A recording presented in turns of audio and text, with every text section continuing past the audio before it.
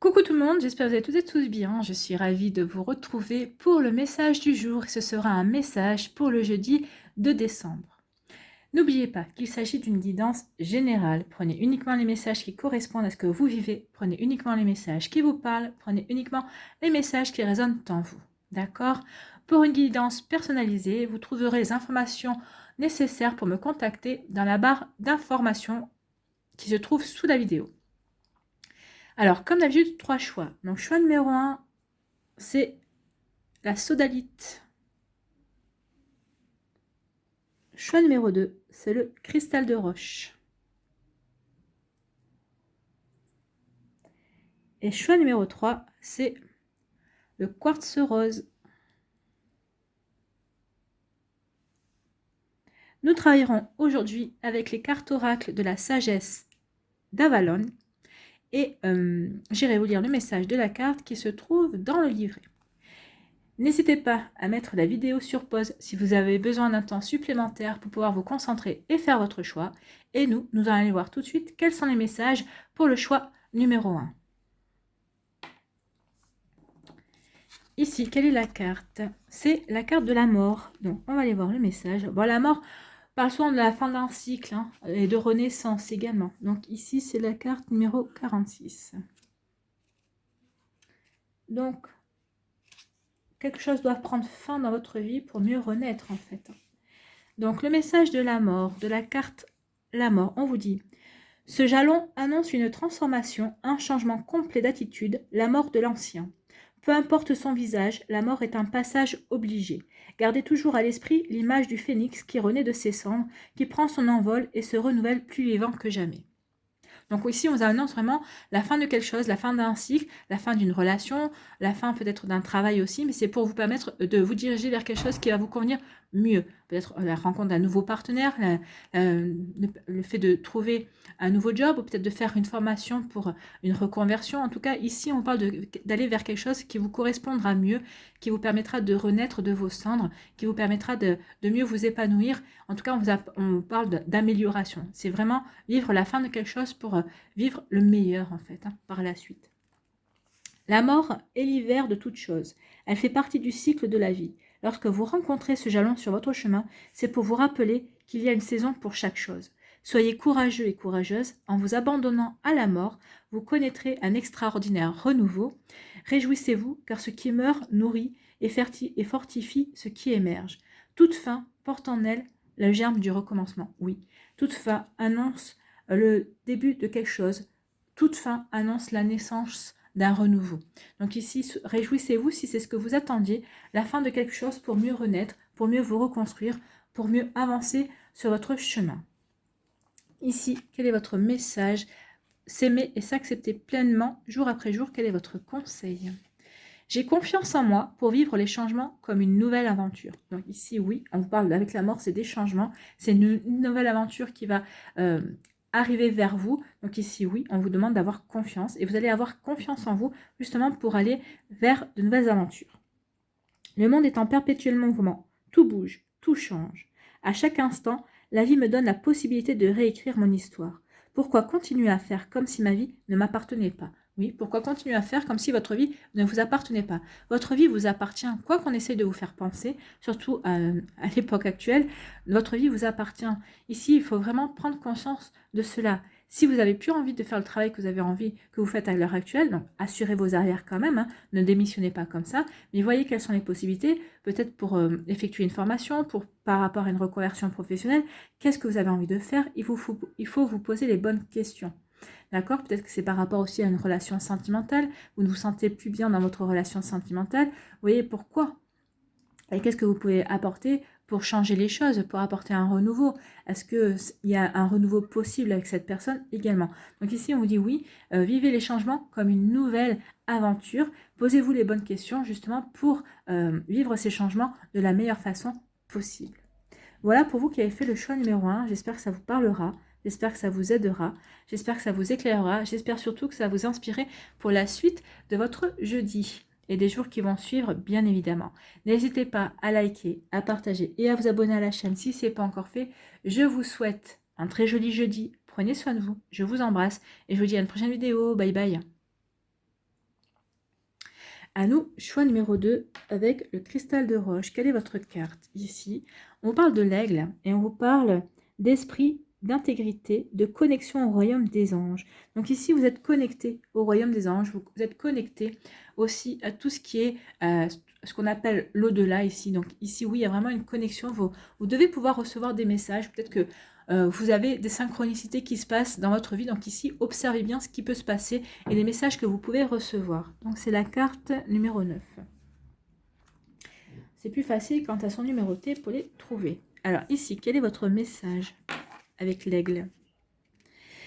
Lorsque l'aigle se manifeste, cela signifie que vous êtes réellement connecté au royaume des anges avec leur aide et leur guidance.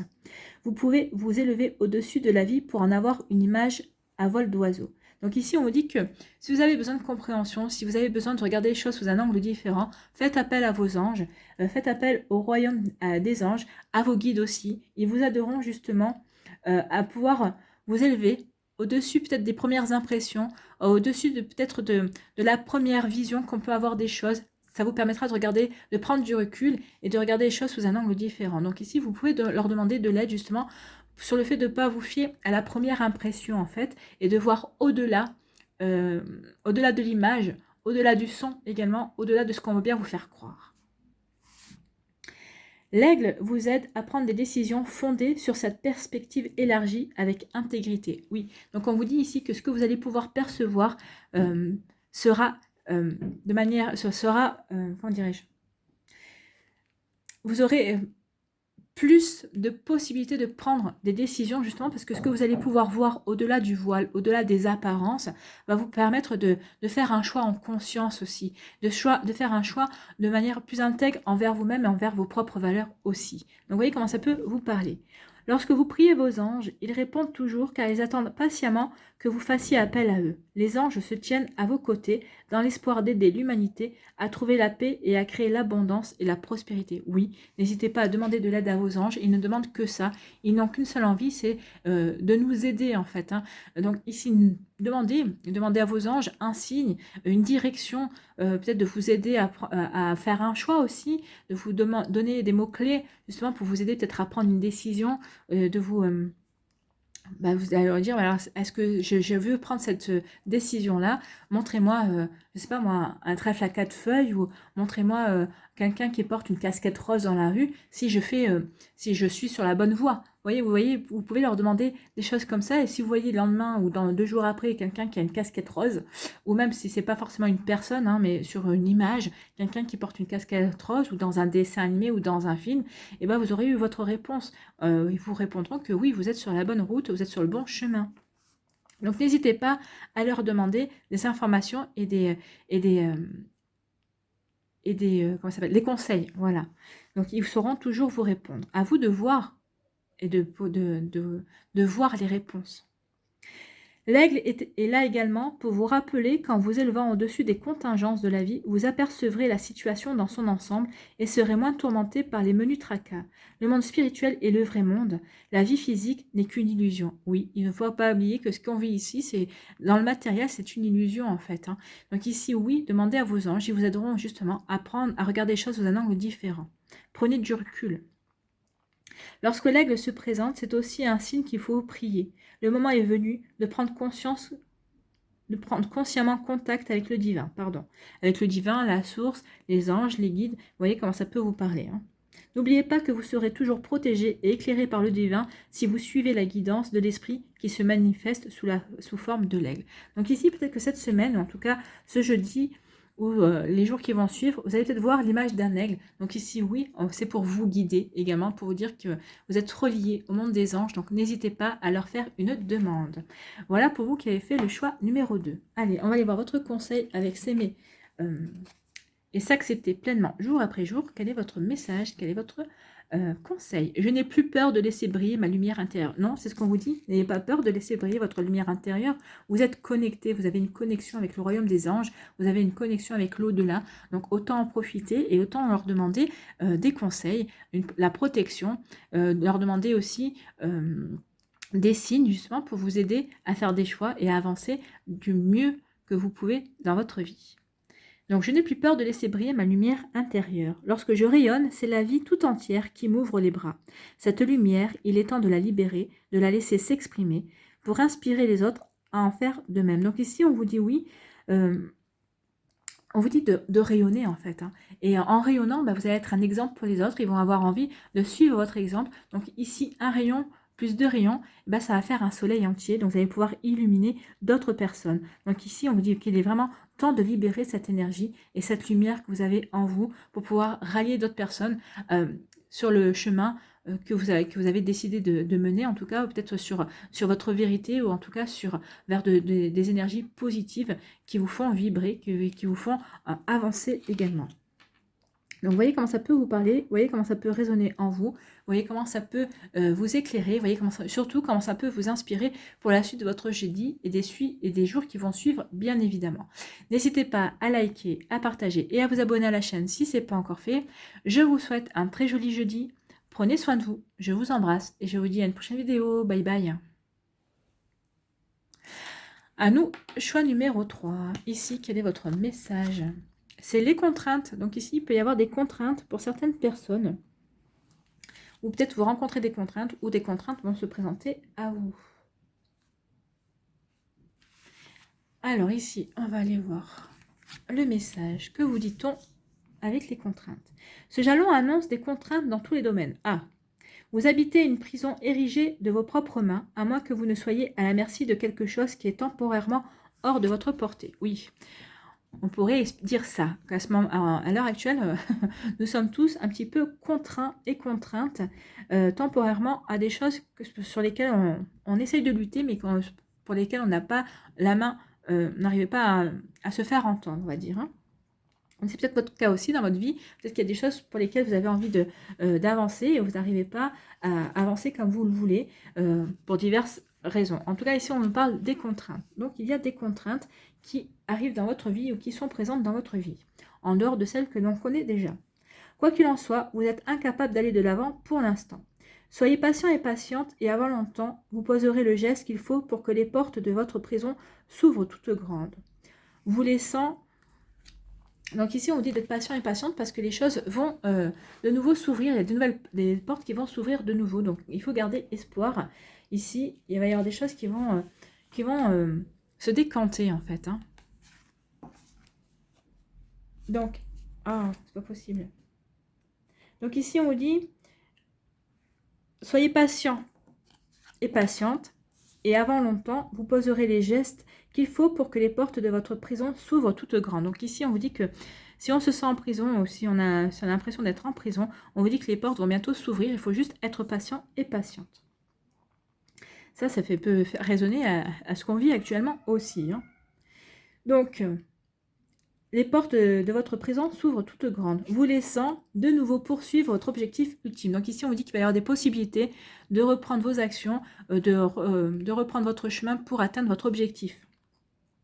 En attendant, profitez de ce répit pour vous reposer et faire le point sur là où vous en êtes, compte tenu d'où vous êtes parti. Donc ici, on vous dit profitez de ce moment de blocage, de ces contraintes qui vous obligent à vous poser, justement pour faire le point aussi, pour vous reposer et pour prendre en compte justement tout le chemin que vous avez parcouru et le chemin qui vous reste à faire pour pouvoir vraiment mettre à profit de manière positive tout cela.